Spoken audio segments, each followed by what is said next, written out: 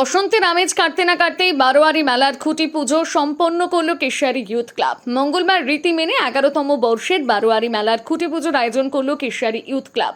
এদিন খুঁটি পুজোকে কেন্দ্র করে কেশিয়ারি এলাকায় ব্যাপক উন্মাদনা লক্ষ্য করা যায়। শোভাযাত্রার মাধ্যমে কেশিয়ারি জগন্নাথ মন্দির এলাকা থেকে আলম বাঁধা খুঁটি ভক্তরা কাঁধে করে মেলা প্রাঙ্গণে নিয়ে আসেন। খোল করতাল এবং হরিনাম সংকীর্তনের মাধ্যমে এক আধ্যাত্মিক পরিবেশ তৈরি হয়। ধর্মীয় রীতিনীতি মেনে জগন্নাথ মন্দির সংলগ্ন মাঠে খুঁটি পুজো সম্পন্ন করেন উদ্যোক্তারা। জানা গিয়েছে 11তম বারোয়ারি মেলা আগামী 8ই এপ্রিল শুরু হবে। মেলা চলবে একটানা 21 দিন ব্যাপী। পুজোয় উপস্থিত ক্লাব কর্মকর্তারা জানান, প্রতি বছরের মতন এবারও ঐতিহ্য বজায় রেখে মেলার আয়োজন করা হচ্ছে। স্থানীয় মানুষের আবেগ এবং উদ্দীপনাকে গুরুত্ব দিয়ে বিশাল মেলার প্রস্তুতি শুরু হলো। এদিনের অনুষ্ঠানে এলাকার বহু মানুষ স্বতঃস্ফূর্তভাবে সামিল হয়েছেন। কেশিয়ারি থেকে রাহুল দের রিপোর্ট, সানন্দা নিউজ।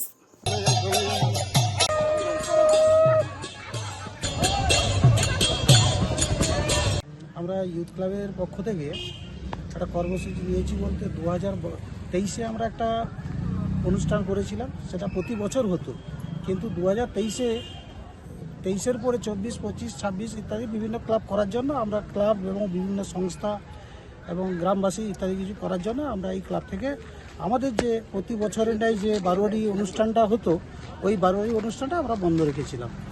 আবার আমরা গতবারে আমাদের 6 মৌজার ছিল, 6 মৌজার হয়ে যাওয়ার পরে আমরা এই বছর একটা টার্গেট করেছি যে আমরা 2026-এ আমরা এই বারোয়ারি অনুষ্ঠানটা করব। এই বারোয়ারি অনুষ্ঠানটা আমরা করি এই কারণে, আমরা আমাদের ক্লাবের ডেভেলপমেন্ট এবং কিছু বহু মানুষ বাইরে থেকে আসে, ওদেরকে নিয়ে আমরা একটা কিছুদিন আমরা 1 মাস ধরে একটা আনন্দের মুহূর্ত কাটাই।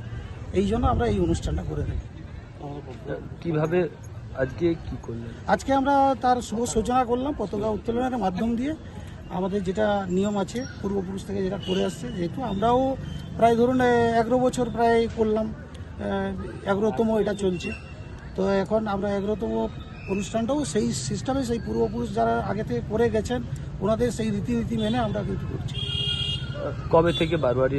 আমাদের এটা 25শে বৈশাখ 9 মে 2026 আমাদের এই বারোয়ারি কতদিন ধরে আরম্ভ হবে। এটা আমাদের 21 দিন ব্যাপী আমরা করার চেষ্টা করতে থাকি, কিন্তু ওটা 21 দিনের জায়গায় এই কিছু বাড়তে এই 1 মাস মতো হয়ে যায়।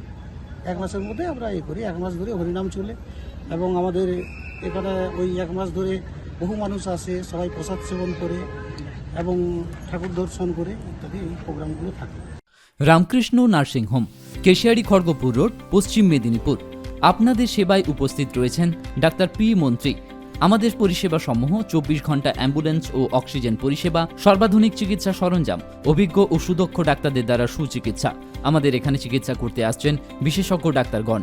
আসছেন স্ত্রীরোগ বিশেষজ্ঞ ডাক্তার সৌরভ সেনাপতি প্রতি বুধবার সকাল 11টা থেকে, ডাক্তার প্রসাদ মণ্ডল প্রতি বৃহস্পতিবার সকাল 11টা থেকে, ডাক্তার চন্দ্রশেখর মুর্মু প্রতি রবিবার সকাল 11টা থেকে, doctor DK. Agarwal on call, doctor S. Barman প্রতি শুক্রবার সকাল 11টা থেকে।